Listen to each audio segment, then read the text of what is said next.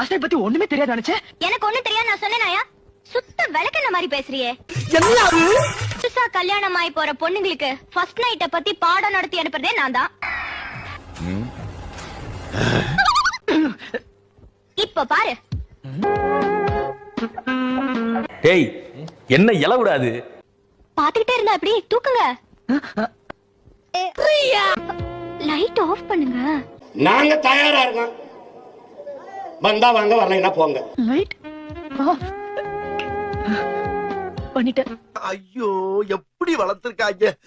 அப்புறம் யாருக்கு தெரியும்? இதுக்கு மேலதான் எல்லா சினிமாலயும் லைட் ஆஃப் பண்ணிடுறாங்களே.